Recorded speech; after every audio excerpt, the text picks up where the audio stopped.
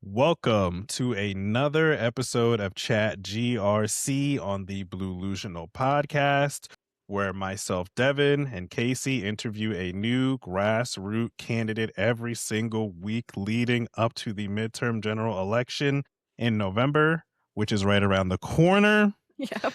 So let's do it. Young lady, please introduce yourself. Who are you? What are you running for?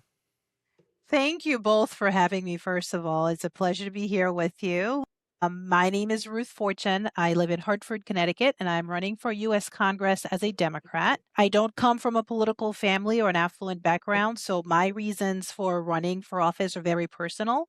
My family moved here to the U.S. from Haiti in 2000. I was 12 at the time. And we were undocumented the first decade that we lived in the US. So I know firsthand what it's like to live with a constant fear of deportation. When we got here, 8 of us shared one bedroom because that's all my family could afford. When I graduated college, I couldn't get any financial aid or student loans to pay for tuition. I left home anyway, went to Manhattan. I was in New York, went to Manhattan for college. Lucked out that I got a waitressing job, waited tables weeknights and weekends. And I used the tips to pay for my tuition and pay for my rent in a small sublet. I was 4 months away from graduating college when a terrible earthquake ravaged Haiti, where I was born. In response to that January 2010 earthquake, the Obama administration gave Haitians who were here in the US without any documentation temporary protected status, TPS, the very status that the Supreme Court has officially ended and that Yep. the administration is following through on. And that experience, I was 21 at the time, was completely transformative for me. The timing was impeccable in the sense that I was 4 months away from graduating college. I immediately pivoted to learning how to do all the immigration paperwork for myself, my brother, and my parents because we couldn't afford an attorney. And once I got my work authorization card, I started applying for full-time jobs where I could actually use the degree I was about to earn.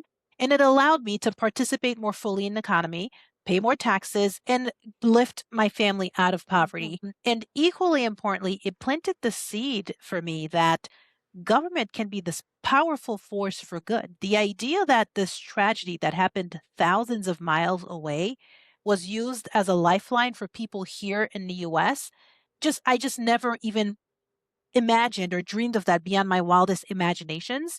And it made me realize that it planted that seed that at some point, if I am so fortunate, I too would like to be of service to others in that capacity.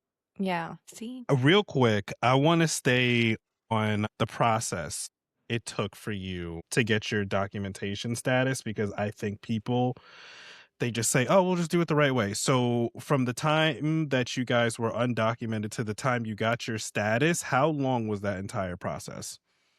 So it was different for each one of us in my family. Okay. So for Wow. me, for 10 years, so we got here in July of 2000, I remained undocumented until I got the TPS approved in 2010. Like it was like late winter, early spring of 2010. So almost 10 full years. Mhm. And TPS is a temporary status. It never leads to a green card or to citizenship. So that means there are people who've had TPS as long as I've had it because I was one of the first people to get it when it was first granted to Haitians. And I was here for 10 years. Some of them were probably here longer than I was and some Yeah. less than I was. And those people now will be without status as early as this week or Yep. next week when it Yeah. officially terminates for Haitians. And I became a US citizen only because I met my husband, we got married, and he's an American. So if I had fallen in love with another fellow TPS holder, we both would still have TPS with no path to citizenship. Mhm. And when people say do Crazy. it the legal way, I don't think everyone realizes that sometimes there is no legal path. And even now, I'm still very plugged into my community. There are people, everyone who's had other options have availed themselves of those options. They've explored that. They meet like immigrants in that community. Even if we don't have money, you prioritize paying an attorney just so you know what your options are, right? Mhm. So if there's one place you invest your money, it is on a good attorney to help you with Yeah. that immigration process. And ultimately, I became a US citizen in 2017. Mhm. So altogether, it was 17 years from getting here to Wow. becoming a US citizen. Yep. And I became a citizen the very first month of the first Trump administration, literally mid-February of 2017. I became a US citizen. He had just implemented the Muslim travel ban. And I Mhm. remember there's a civic exam you have to take to become a Interesting. citizen. that one of Mhm. the Talk questions I about that. got was, "What is religious freedom?" And I really Mhm. wanted to joke and say, the one we don't have anymore, but of course, you can't be snarky, right? Yeah. With an immigration Yeah, officer. exactly. So I gave the textbook answer that they expected. You're like, "If What I religious could," yeah, freedom? yeah. Yeah, Let's exactly, define exactly, religious freedom. But I do like that you had exactly. said, it was really a timing thing because Mhm. had the earthquake not happened in Haiti and had Obama not have been president and that all come together, then you wouldn't even had the protective status. And so many people, to your point, like if you didn't meet someone and fall in love with somebody who was a US citizen and get married and earn a green card or earn a status, and that way nobody would have a path. Right, That's the problem, and I think that's what so many people have said, but they don't want there to be a path to citizenship. This administration doesn't want that. So exactly, that's why exactly. we have to talk about these things and we have to Right. talk about the importance of having a path to citizenship that doesn't take 20 plus years, that doesn't cost thousands of dollars that people don't have, and that is just nearly impossible to do. It Mhm. It's like half your life. it's just impossible. So I know that this was one of the reasons why you're running, but would you say there was like a specific moment where you said, "Yeah, I'm running"? Gosh, so I lost I'm usually a very sound sleeper. Even when my children were babies, like I would sleep through their crying and my husband would be the one Mhm. waking up with them unless I had to nurse, right? That's the only time I Yeah, would physically I get it. feel the need to wake up. And I was losing sleep when he got reelected. And I think for me, having lived through the first Trump administration, having been undocumented, and knowing what Project 2025 had entailed, I knew I should take him at his word, and I knew this time they would be more ruthless, they would be Mhm, just more ready to be very cruel and just be a little bit better equipped to just maneuver the various levers of government. So I started right away. I live in the capital here in Connecticut, reaching out to my state elected officials to just try to say, what can we do to ensure we're protecting students, protecting people in places of worship, in hospitals, because we have like a trust act in Connecticut. How do we strengthen, like do these different things? And I was met with just more, this is great. Mm. How very aggressive and bold of you. These ideas are interesting, but like, what if we get sued? And I thought, we can't only play defense. We have to play offense at some point. And I found myself saying, well, let them sue us. Let's have laws that say we're going to protect our people and we're going to strictly prohibit ICE officers from going into these places and let them come back and sue us. At least then they would have to find a way to fight back and we're protecting people in the meanwhile because real harm will be inflicted. And it fell on deaf ears. And they were Democrats, right? People yep. aligned with me ideologically, but still too timid to take bold action, even when people's lives are literally at risk. And I'd say by that spring of last year, I had decided, you know what? One night, my husband said, you know what? You've been saying at some point you would want to serve in this capacity.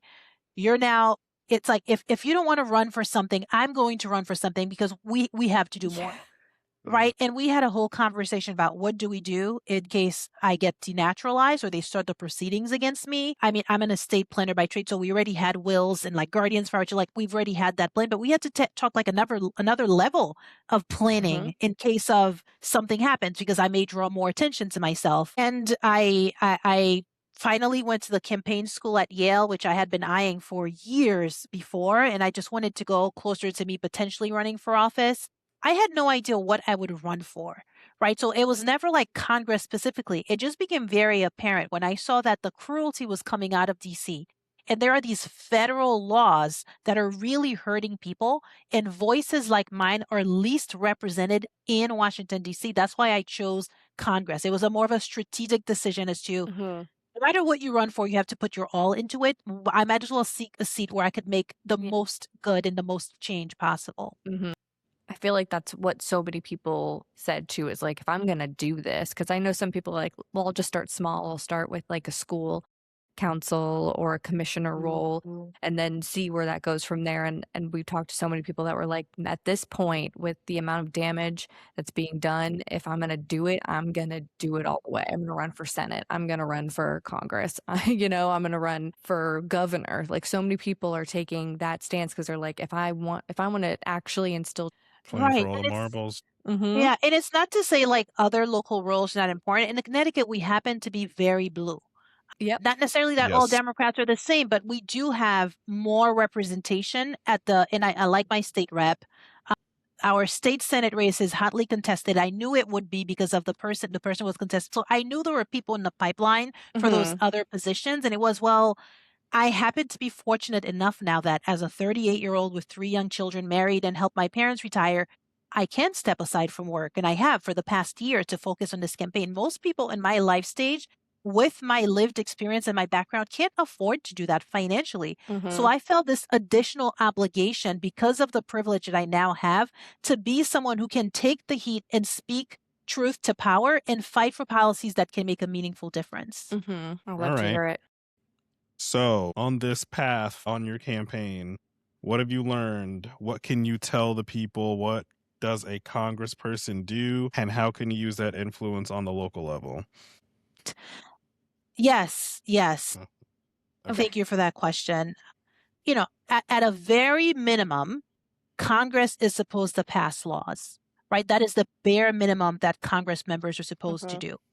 But my view is I serve on the Board of Education now, and I'm supposed to vote on policies and vote on decisions. Like that's the bare minimum I could do as a Board of Ed member. I see it, if you're in a role of leadership, you shouldn't just be showing up and voting. You should be framing the conversation, making space for conversations that would not otherwise happen to take place, and then offer different perspectives.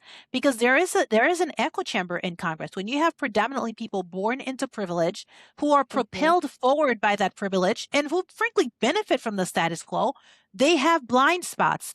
And that's one of the reasons we get so many unintended consequences from bad laws, and sometimes why we just have bad laws, period, because they're trying to address issues that they don't really have experience with, or they ignore issues altogether. Yeah.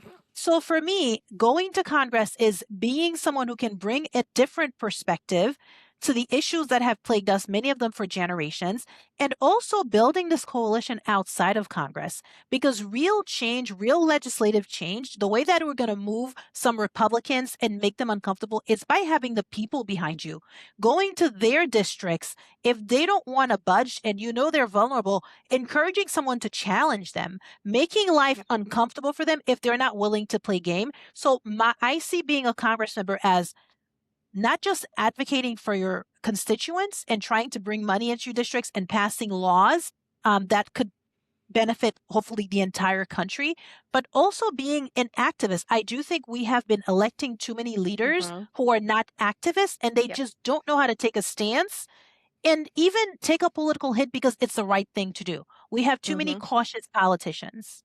Yes. Now you're speaking our love language. Right? Yeah. Right. Because we've been screaming this. It's like there are so many activist groups, and many of them have been around for decades. All different types of local activist groups. And it's crazy to see that our like congressmen and congresswomen go to DC and they're rarely coming back to their district, and they're not utilizing these local activist groups who are witnessing what's happening in their district and are able to get that information to that member of Congress and say, hey, you need to address this because this has become a huge budget issue here in this district. Why aren't you using the line of communication directly to your district, which is local activist groups? I've never understood that. Why aren't you helping us? We're trying to do your job. They're trying to actually do what they're neglecting. Right. So I think And that's I also so get important. frustrated when, these Congress members, they like, especially Democrats now, well, we don't have any power because we're in the minority. I'm like, I am a lifelong minority. If I just accept that I never have power, then I'll never have power. If you don't know how to wield the power you have, you're one of 435 or one of 100 in the Senate. If you can't find a way to use your influence to do good, even if you have less Democrats in the Senate or in the House of Representatives, you're just not the right person for the job. Yep. And you need to make space for someone who will wield that power even when they're in the minority. Yes. Okay. Yes. Absolutely. Agreed. And No notes. Yes, speaking of local activist groups, they're usually the ones that we're seeing pushing back against the administration right now. And like you said, Connecticut is already a pretty blue state, especially in the Hartford area. So I'm sure you're watching a lot of activist group and a lot of people living in your district out doing protests, pushing back. I know ICE has been in Hartford. So how are you seeing people in your district pushing back, and how are you hoping to protect them when you win? I mean, right now I'm part of a rapid response group Love where that. we are in communication. If you spot ICE vehicles, or if you suspect there's an ICE vehicle, if someone is detained, just on July 1st, when that 5-day period when ICE made 10,000 arrests, Yep. 2 of those people were Haitians here in the US. And one of them, the first call was to me because I'm the only person they thought they could reach out to through a mutual connection to get some help. And sure enough, I went down to the Hartford ICE office, brought a friend who was an immigration attorney to represent that person. And it was just, there were no good options for him. There was just a series of bad options, right? It's either you stay in detention, get treated like a criminal and a prisoner, and while we fight it out, or you opt for deportation so you can get your freedom, but you get deported to a place where you still will feel incredibly unsafe. So the rallying I'm seeing to support neighbors, I mean, there's a group called Hartford Deportation Defense, where right now they're actually trying to raise some funds just to pay for bonds for 2 people in the community who were detained by ICE. And they Wow. got a bond hearing and $15,000 for 2 people to be Yeah. released. They're not, it's just Jesus. Wow. extorting money out of people who are already Yeah. Yep. impoverished and don't have a means to support themselves. So It's always a grift. the Indivisible Connecticut, they're doing lots of protests and getting together. So we have really good engaged people, but resources are lacking. There's some efforts happening from the state level down to the municipal level, where we're trying to bring more resources to these groups, and I hope to be involved more with that. But it's still being developed, and this is, I'm grateful it's being developed, but also Yes. we knew this was coming. We should have had the Yep. game plan, and it's just a matter of implementing. And I'm just so frustrated with constantly being reactive and not being proactive with Reactive. protecting and minimizing harm. Yeah, I feel like that's just an all around. People weren't proactive, and I think a lot of people waited until it got really bad. And then, yet, to your point, everything has to be a reaction. You don't have time to fundraise anymore. You don't have time to get all the supplies because it's happening right now. I think a lot of people, like we all said, we knew a second Trump administration would be devastating. It would be life or death for people, but people didn't listen, and they thought it would just be another first Trump presidency. Right. And they didn't prepare for it. And now everything has to be reactive, and everything has to be, we have to raise this money right now. We have to get this right now, or we can't do it. Yeah. And so I think that that would be a great way to protect. And hopefully, if we went back to House and the Senate, we can move forward with abolishing ICE and not seeing them out in the streets anymore. But knowing that a representative would work right away to make sure these groups have the supplies, or try to get a budget for them so that they can, I think is something that everybody should be looking into when they go to the polls and vote. Yeah, absolutely. Yep. The one group of people I will say who've been proactive and have been effective in every way that for the most part, are the Democratic attorney generals. Even Yes. during the Yes. election, while we did not know Trump would win, the 22 Democratic attorney generals and the DC attorney general, they were meeting regularly, weekly, bi-weekly, not just to discuss issues, but to study Project 2025 and see what the lawsuits or what executive orders would come out. And for example, with birthright citizenship, they pre-drafted the brief that they would Yes. file. They just had to Yeah. fill in the blanks and put the Yep. details. Like the legal arguments were already fleshed out. They had a plan, and that's why they were able to respond. And that's why they've been so effective with sometimes blocking a lot of the They're Trump quick. administrations. Very fast. They are They're so quick quick. because they've been planning, right? They've been planning. Some of them requested larger budgets from their governors. Like and maybe I'm a little biased. I'm an attorney, so I like to feel like sometimes attorneys, we can be proactive. We're not always Yes. reactive. But I'm thinking we should have been doing that in every aspect of government, right? In every Right. single way, not just the attorney generals. Yeah. We Yeah. had a We've been couple telling months. people. We had a couple months to prepare, and yep, we always say the judges are working, attorney generals and the judges Yep. were prepared, and they knew what to expect and they had everything prepared, and it should have been like that across the board. Absolutely. Absolutely. Yeah. Dropped the ball on that one. So we're seeing Republicans try a whole bunch of weird shit now. They're trying to get constitutional amendments added. They're trying to say they want to call conventions. So that has us thinking now. We're like, yeah, we actually do need constitutional amendments. So what would be a constitutional amendment that you would want to introduce to the House floor? Gosh, there's so many. I mean, we haven't had a constitutional amendment since I think 71, right? Like many, many Yeah, and years. I thought it was a living, breathing document. Yeah, and it used to be. I mean, at one point we were amending the Constitution far Yeah. more frequently. I mean, but because of the state of affairs that we're in now, I really would like to see a constitutional amendment that imposes term limits for the Congress and the Senate. Mhm. I'm thinking 5 terms for U.S. Congress, 2 terms for the Senate. So that's 10 years and 12 years. That's fair. Yeah. And that also restricts fundraising. So overturns Citizens United and restrict where they can fundraise. I think people should be limited to Yep. fundraising within their own geographical territory. So I'm running in Absolutely. the 1st district in Connecticut. I'm forced to talk to people in my district to raise money, right? Mhm. And so is every other candidate. If you're running statewide, you can raise money statewide. And also have people be subject to caps that they can contribute, not caps that each Mhm. candidate can collect from someone, but a cap for how much each person can contribute. Me as Ruth Right. Fortune, I'm capped at X dollars, and so is everyone else, so that you are more strategic with who you donate to, and that the wealthiest people can have this level of outsized influence. Because right now, Mhm.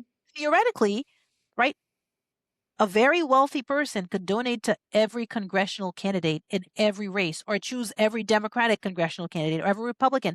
That is that is too much influence for one person. Mhm. We're Supreme watching Court it. said it's Yep. unlimited. They said do whatever you want. Right. It's a Citizens United free-for-all. final Right. boss. Right. Mhm. Well, if you're a PAC, yeah, unlimited. Don't even have to disclose the sources. And individuals, you're subject to some caps. But yeah, it's the money in politics, and then It's having these gross. jobs essentially become lifetime appointments makes it so that no one gets there incentivized to do the work. They get there and it's just sort of I'll do the work, but also I have to always consider whether or not I can be reelected.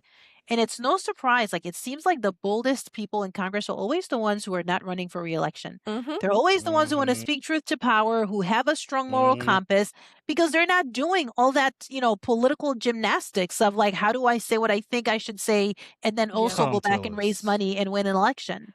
Yep. We're holding feet to fire right now. I think a lot of the MAGA politicians are feeling it because you either choose to be loyal to the Trump administration and the cabinet, or you choose to be loyal to your own constituents who are the ones that vote for you. Money, it has a lot of power, but at the end of the day, if somebody doesn't want to vote for you, they're not going to vote for you. And I think that's the kind of the era we're in right now. And so I would love to see it seen through and see a constitutional amendment that says, yes, Citizens United overturned. Gotta Absolutely go. not happening. We need those cap limits. We Right. also need a better path for our grassroots candidates to run. And if that means we have to look at how much money that they raise in order to get on a ballot, all those types of things need to be looked into. So many people should be in office that couldn't because they couldn't raise that amount of money to get in, Right. but they were Right. probably the best for the job. You Right. It's know? gate kept. Exactly. Mhm. Exactly. Yeah, it's gatekeeping. Here in Connecticut, we have an interesting model for all state legislators and constitutional officers where it's called the CEP.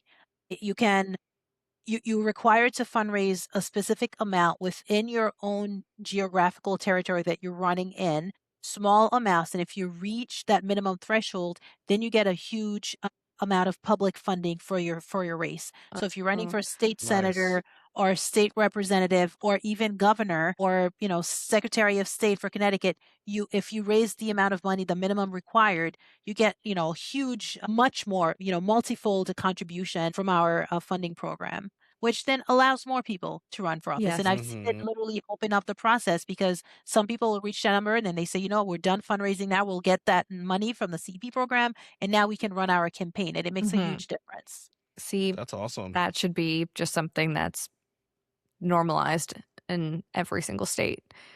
It It's just should be. incentive. Yeah, of course it is. It's an incentive, and more people will feel comfortable running. I like that. Yeah, I do too. We witnessed last year a massacre of a budget reconciliation, and it was a massacre. It was a massacre across the board. But there will be a future budget reconciliation. And when you win, how do you plan to use your experience as a financial advisor to try and fix that massacre of a budget? I forget who recently I read who said, we only care about the deficit when Democrats are in office. Yeah. It seems that once Republicans are in office, it's not Yeah, even right? a conversation anymore, right? Like, Literally. we didn't talk about how much it costs to go and attack Iran. We're just spending billions a day. Who Yeah, I cares? need Like, another they're not billion, even, please. it's like a ballpark. Like, yeah, 37.5 billion, but like, God forbid we pay for Medicare, right? And Yeah. God forbid we invest in education. God Lunches for forbid. kids, too much of an ask. Exactly. So, my work as a financial advisor and now a trust and estate attorney have really informed how I understand the growing wealth and income gap in this country. Mm-hmm. I've been an attorney for 8 years, and before that I was a financial advisor for about 5 years. So like those, 13 to 14 years, give or take, I've seen time and time over where the tax laws that get passed make it easier if you're wealthy to protect more wealth or pay less taxes. And the taxes that actually bring more revenue because they're taxing folks, it's mostly a tax on the middle class. So Mhm. two good examples, the Secure Act in 2020, one of the things it did is it changed how retirement accounts are taxed. So I'm an attorney, my husband's an actuary. We earn more than we spend, so we save some in retirement account. But we're by no means Elon Musk, right, or Donald Trump. So likely, if we don't spend all our retirement money, our children get to inherit that. It used to be they would inherit it, and they could take out a little bit at a time based on their life expectancy without ever having to deplete the whole thing, because then it's there for them. Now they'll be forced to take it out in 10 years and have to pay all that income tax in 10 years. Mhm. Right. And it brings billions back of revenue, but it's mostly a tax on middle class people because they're the ones who get to save in a retirement account and Yep. will leave some retirement accounts to their children to inherit in the first place.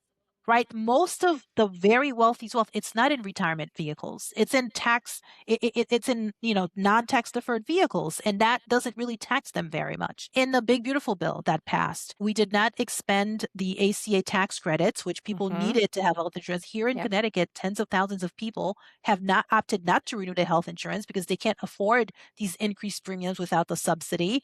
But we permanently extended the estate tax, which is the tax that you pay if you're wealthy and you're leaving assets to your beneficiaries. So there's an amount of wealth that is exempt, and after that, you pay a tax.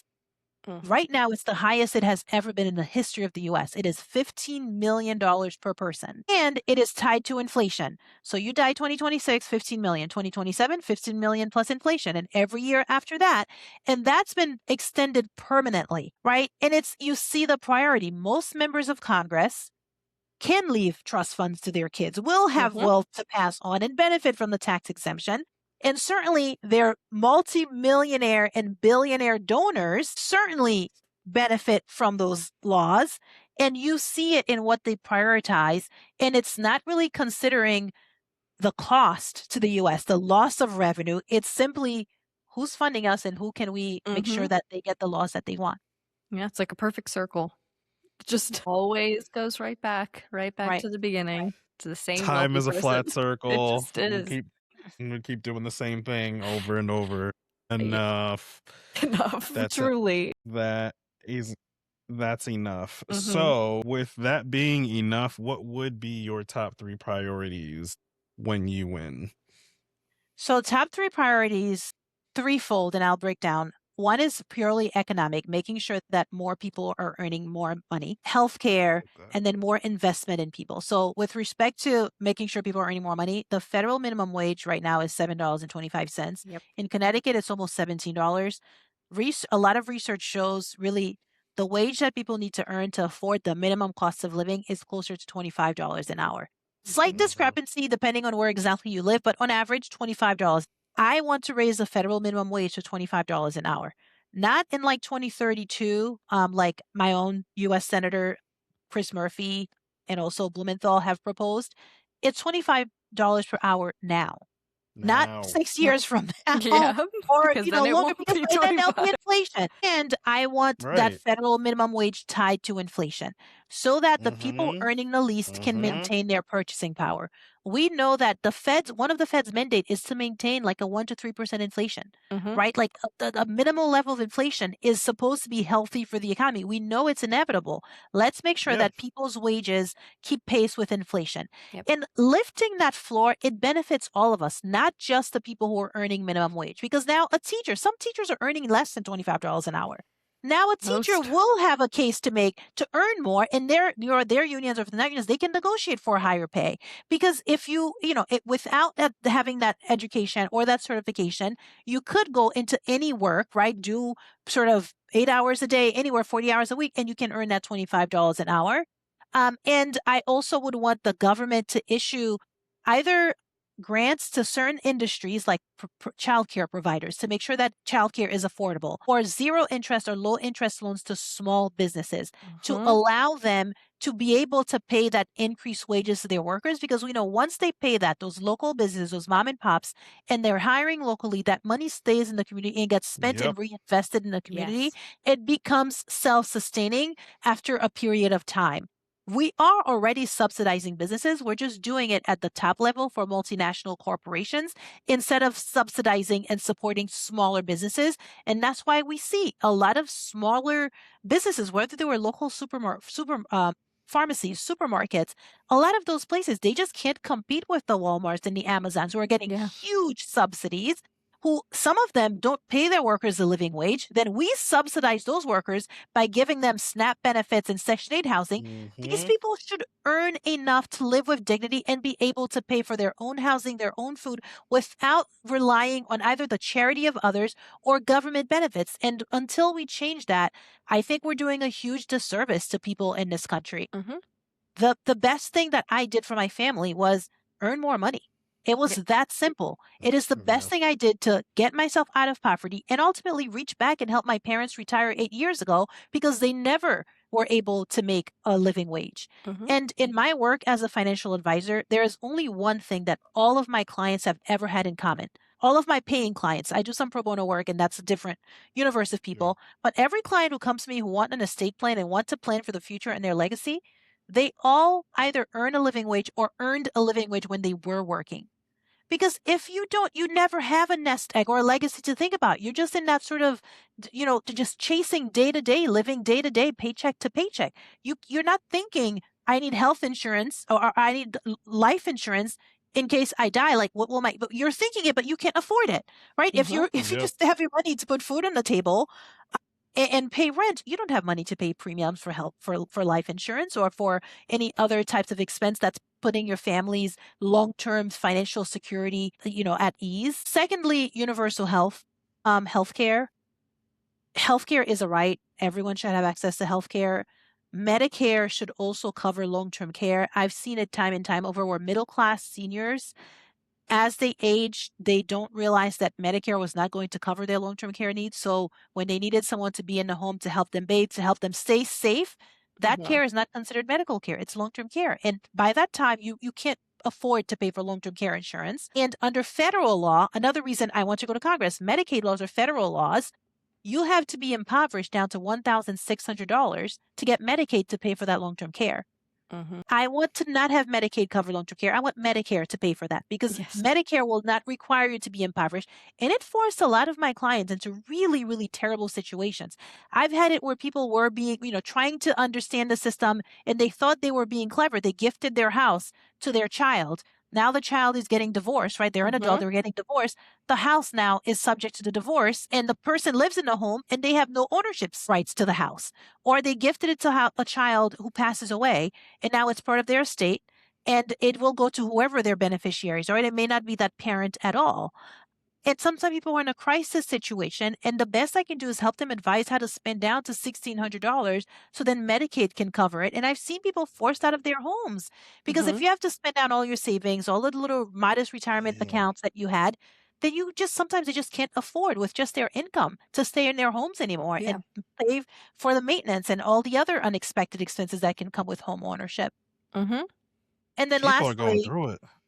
people, I mean, being a caregiver is a growing group in the US because people are Yep. living longer and long-term care is so expensive that some people Yes. just can't afford, and family members are stepping in to do it. It's very isolating. It's really, really hard work.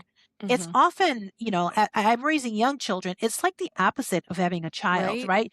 You start with a baby who becomes more and more independent, and then an adult, and self-sufficient. At least, theoretically, that's the objective. It's the opposite when you're caring for a loved one, Yeah. and you're a caregiver, right? Their needs continue to grow usually, right? Yes. It's not like you get a reprieve. It's just constant, nonstop. And because they're adults and not like a tiny little baby you can pick up, like it's just physically, it's more taxing. And you don't have Emotionally. that same community, right? It's not like you Mm-hmm. go to the playground with all the moms, they chat while the kids play. Like there's not that built-in community where you can have some Yeah. socializing quite as easily with caregiving. So it's something that I feel very strongly about. It's not something I've experienced it to some level in my own life, but mostly it's just through clients, just seeing them at their worst and just Mm-hmm. dealing with this pain. And I had a 98-year-old client who told me she felt embarrassed and ashamed to have lived this long, and she felt like a burden on her family because she Mm. was someone of fairly decent means, inherited some assets from her parents, and now was spending down everything she had on her own care. And she felt ashamed that she'd have nothing to leave her kids who are now in their 70s. And I had what do you say to someone like that, right? Like, Mm-hmm. Yeah. it's heartbreaking to see. Yeah. Yeah. And then lastly, I would want to see more investment in housing and education. Those are all other needs, other things that people are really struggling with. I would like to see our government step up. We did have the housing bill that did get passed without Trump's signature. Yeah. The concern is that with the massive deportation efforts that they have, the residential housing Mhm. infrastructure relies on immigrant labor. Yep.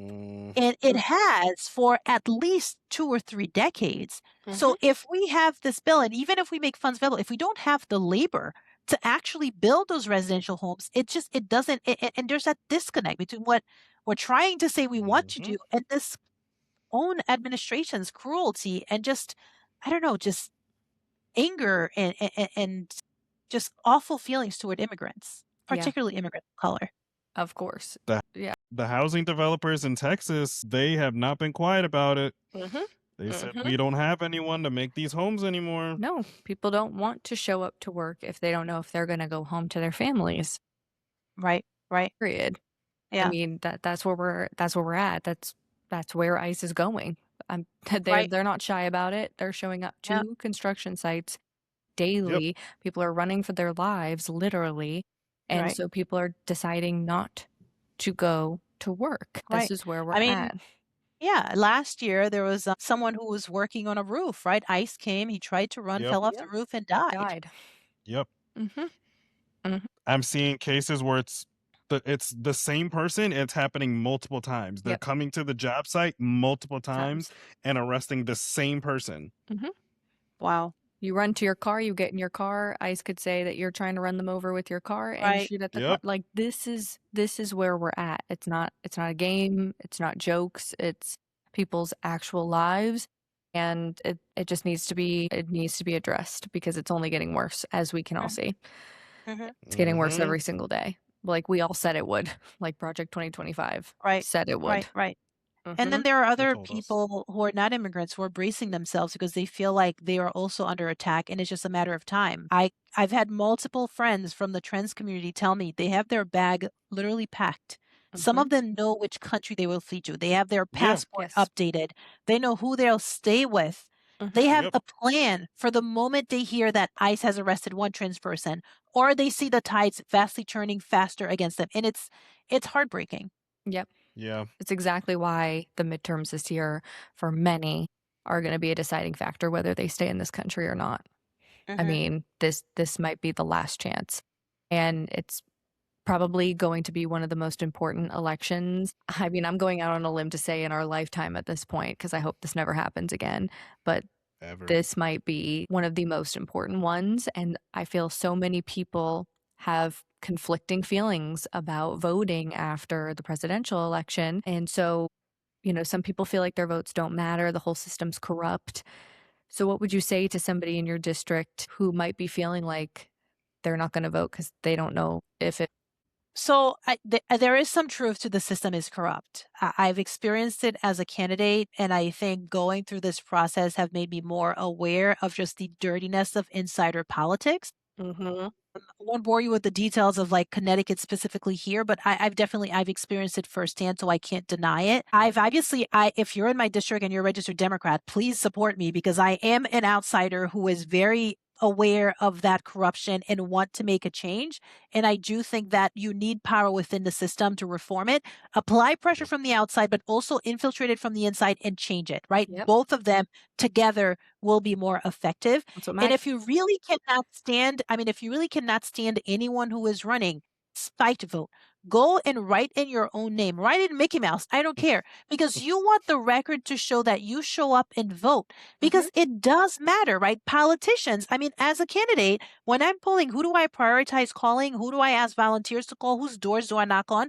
You're looking at people's voting propensity. How often and frequently do they vote? Which races do they vote in? So you know who to target. So if you can build your own voting record to show that you're someone who shows up and vote in every election, the issues that you care about, if you can get more people who care about the same issues to show up and vote too, they will get elevated because you will be prioritized in the way that politicians end up prioritizing who to talk to and who to target when they're doing their polling, when they're door knocking, when they're engaging in that political process. Mm-hmm. Mm-hmm. It's so important. And if you're looking at the ballot and you don't see somebody on it that you would want to vote for, maybe that's time for you to think, are you that person? You know? That's what happened. I feel like that's happening with so many grassroots candidates. It's like, I don't like these two options because they're both getting paid by Israel, and I in my own morals don't want to vote for any of that. Then maybe you have to say, should I run? Because I have all of these things that I would like to do. And I'm not going to see that happen if I vote for any of these two. And that should have been happening. It should have. But to your point, we all can't deny the system's corrupt. And that's how MAGA was able to infiltrate. They infiltrated the school boards. They infiltrated city council, all your local elections that Democrats are just known not to vote in. They slowly did that. They worked their way up, and that's how we got here. So the only way is to play the game. Play the game. It wasn't overnight. It was not an overnight thing. 2016 was being done for decades, and just blindly, you know. Yeah. Sometimes I feel like Republicans are playing chess and Democrats are playing checkers. It's like, we need to step up. Democrats are playing Connect Four. Yeah, they are. They're like, we'll show up and we'll vote for, then we'll get Obama in and it'll be good. And then we got Joe Biden, everything's fine. Meanwhile, it was like an underground scheme happening, and we were all oblivious to it, and the big politicians that are being paid a lot of money didn't say anything because they were complacent. And they still are. And they have some of the same interest as these Republicans because they're getting paid by the same corporations. Yeah. That's why we saw all the people who were really going to miss Lindsey Graham. Like, people were really, these big politicians, Democrat politicians, were mourning Lindsey Graham. And it's like, that's when you go, oh, they all hang out. You could they all go to dinner remain together. Silent, right? Like, you can just remain silent. There's no obligation to eulogize anyone. You're aware of that, right? If you felt like you had to say anything to look like a good person, you could have said, that's really sad. We're thinking about their family. And keep it moving. Some of them were writing novels, and it was really like writing eulogies for him. A wise man once said nothing. Yeah. That's my favorite saying. That's when we realized these aren't real people in office. We need real people who have lived a life, who have just lived a life. That's why it's so important. So I do agree. Everybody needs to be voting this November. No ifs, ands, or buts. Or we will come find you. Yeah. All right. So we are at the fun portion. So I want you to build your dream cabinet if you're running for president. So VP, Secretary of State, Department of Defense, Director of FBI, DNI. What's your starting lineup? I can't run for president because I wasn't born in the U.S. unless we have a constitutional amendment, and that's not one of the amendments I would have made. Let's say that. Let's say you bring that constitutional amendment. Yeah, there's lots of people I really like. I really like Stacey Abrams. I think it's a shame that she never got elected, right? She's just so incredibly smart. so incredibly just eloquent and just grounded. I just love listening to her speak. I I don't know that I agree with her on every policy, but I really like Alyssa Slotkin. When Okay. she talks about just reining in corruption, and just like her background in the CIA and so on, I really a lot of her messaging resonates with me. Although I Okay. think she's sort of more center than I am, but I think she would Yeah. Mhm. be potentially someone She who's is. good, maybe even in like, I don't know, Secretary of State or some position of the sort. Okay. I think highly of AOC. I think highly of Congressman Robert Garcia from California. He was Okay. undocumented That's a solid pick. and was a mayor, was undocumented, actually got his path to citizenship during the Amnesty Act in the 80s. Yeah. So he's someone who I find very interesting. So there's a number of people I really like.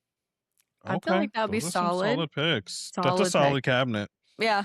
I We've started like asking Robert that because Garcia. we've been asking who their dream VP would be, and so many people are like, I can't pick one. So we were like, well, then Mhm. start building your cabinet because Yeah, it give me your does say a starting lot. 5. It says a lot, and obviously we have our feelings about Alyssa Slotkin, but at the end of the day, when we interview candidates, one of the main things is like, we know you guys have to work together. Like, this is a group project. There are things you have to do that are bipartisan. You're going to have to reach across the aisle. That's Mhm. why somebody like me can't run, because I am petty and I know that about myself. We all need a little bit of pettiness in us, right? Like that's what makes us human. But Yeah. like we have such admiration for you guys, knowing that you're gonna have to go in there and you are gonna have to work with, the Nancy's, the even the more moderate Dems that just like the John Fettermans, like people that are probably not going to be easy to work with, and you're gonna have to work with them, and even some that you do agree with some things and not others. So, I even like that because it shows that, hey, I don't agree with them on everything, but we got to get stuff done. We Right, we have right, Yeah. things we right. have to do. Yeah. Just we can't Well, do it yeah. because we'd be I mean, very that's like one of the reason I Yeah. said Alyssa Slotkin. I think she brings a different set of experience than I have, right? She's been in the Mhm. intelligence Mhm. space. And so it's She like, has, yeah. that has been my professional experience. So it's nice to have that. Look at what are your areas of opportunity and what are the skills you already have and Mhm. complement in those spaces. Yes. Yeah. Yeah. I think that that's so important.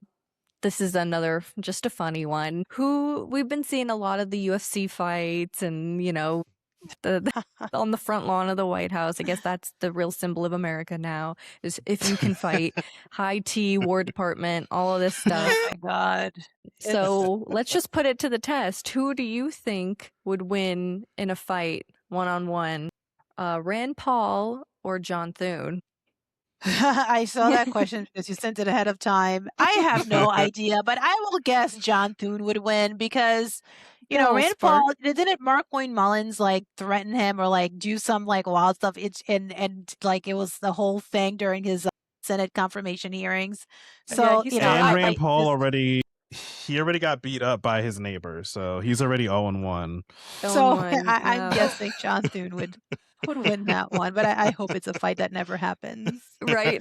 Oh my gosh, yeah. I mean, I would hope that once this is all said and done, there's no more fist fighting. I mean, if there Please. is, it's because it's because I came in there and started fighting these mega politicians that make it through. But I mean, yeah, I would put my money on John Thune. He's got a lot of spark. Yeah. He's under a lot of pressure right Especially now, and I feel lately. like that makes you kind of more antsy and Yeah, more willing to yeah, fight. yeah, So yeah. I'll give him the win on that one too. I think he's ready to fight somebody over that SAVE Act. He's had enough of it. Yeah, Yeah, the SAVE Act. I mean, I really hope it never becomes law, and it certainly does not become law before the primary, before the November elections. Mhm. Because I feel like I've read so much that talks about how, it will disenfranchise entire groups of people. I think people Mhm. are missing the point. The whole point, in my view, of the SAVE Act is to have cover for selective enforcement in specific Yes. areas. Yes, of They're not going to course. They go and want to pick their disenfranchise voters. the married woman in a red district in Tennessee. They don't care. They're going to go to the swing district, find just Yep. enough people to discount their votes and change Mhm. the outcome of an election in whatever the number of districts, they need 5. They'll yeah. just do it in 5 places, Yeah. very selectively, very meticulously, and that's the scary part. It's the selective enforcement of it that will really be the death of democracy. Yes. They want those voter rolls. They want to straight up. He said it last week. Your voter rolls need to be scrubbed. They're not even being subtle about it. No, not at all. Not Once at again, all. guys, they're telling us exactly what they Right. want to do. For the love of God, please pay attention. Please. I'm begging you. I'm begging you. Please listen to their words. Okay, so we're hoping to be able to visit everybody when they win. So where are we going to go in Connecticut? Where is your hidden gem in Connecticut? There's a lot. So I live right across the street from Elizabeth Park, which has one of the oldest rose gardens Yep. continuously operated in the US. Haven't really fact checked it, but I think I have reason to believe it is beautiful. But that's just for like a nice day, a nice walk. We have right here in Hartford a place called Parkville Market. It's a food hall. It has like at least like 20 different restaurants with all types of food. Taiwanese, Peruvian, Mexican, Puerto Rican, like Jamaican. Like it's just, I love and you that. go in, they're all inside. They have outdoor seating too. If it's nice out, sometimes they have events. They have tables inside. They have a second level. Sometimes they had vendors. You get what you want. It's, I'd say about like 15 to 25 bucks a person. So fairly reasonable in terms of the pricing. My kids love it. Like we each get what we want. They have their favorite go-tos. Great for the adults. And there's, combination of like entrees and desserts. And like, it's just such a wonderful place to have. And it's like 5 minutes away from my house. So it's super convenient. It's super convenient. All right, I'll I have my things about the Connecticut traffic. I had to live through it. We frequently drove from Massachusetts to New Jersey a lot growing up. So I had to drive right through Waterbury, and it's The traffic just is brutal. yeah, it's a whole thing in and of itself, but I would brave that to go to a food hall. I mean, all day, any day. I love a food hall. Yeah, I'm sold on that. Happy to have you That sounds like a anytime. banger. Yes, I will. Maybe I'll take the train in. Maybe I'll do that. Yeah, that's where we're at. Different option. Yes, but before we end, I want to give you a chance to tell everyone in Connecticut who might not know, when is the primary? Because they need to know. They need to vote. Yeah, the primary is upon us. The primary is on August 11th. You can right now start requesting your absentee ballot. Absentee ballots dropped on July 21st, so you can request one. On my website, you can get all of that information. Or you could vote early in person between August 3rd to August 9th. That's how you should That's do it. also on my website. So August 11th, election day, and you can vote right now, literally anytime between now and August 11th, essentially. Perfect. And where can people donate to you? Because these last weeks are the most important last push. Yeah, thank you. So my website is ruthfortuneforcongress.com. Fortune like Wheel of Fortune, for Congress, FOR Congress. ruthfortuneforcongress.com, and there's a link there to donate. You can see some of my policies, information on voting, and then other interesting information of volunteering opportunities. You can phone bank for us from anywhere in the country if you want to call into. So phone banking is essentially calling voters in the district. We'll give you the list, and then you call from from your computer or from your phone, and you can talk to people. And if you don't get them, you don't have to leave a voicemail. And you don't have to worry about people calling you back because we'll provide a local number that shows when you're dialing, not your own personal number. So that's one huge way you can help from afar. That is one of the best ways you can help, is volunteering your time. We always say we know most people either have time, money, or resources. So if you can give one or multiple of those things, if you can give money and donate, volunteer time, or resources like we do here, bringing people on to interview, then by all means, that is what these grassroots candidates need, especially in these last couple weeks. And if they make it through, which we know Ruth is going to make it through because that's what we believe here, when they win, then there's still a couple months and there's even more campaigning that happens. It doesn't just end. It doesn't. It never does. So just think about that in the long run too with these candidates. And Ruth, thank you so much for joining us. We know that it's really crazy right now with it being a couple weeks away. So we appreciate you spending some time with us here tonight. And we can't wait to see what happens at the primary. And when we talk to you again, we hope it's in DC. Thank you Yeah. so much for having me. I appreciate the time. It's a pleasure to be with you. Thank you. Thank And you for thank you, coming. everyone, for listening. Like Devin said in the beginning, we're interviewing every single week, every single Thursday, all the way up to midterms. Grassroots candidates, they don't take corporate or APAC money. We believe they're the way of the future, and we want to platform them at any moment we can. So make sure you're subscribed and you're tuning in every single Thursday. And we will see you guys next week. Bye, everyone. Bye.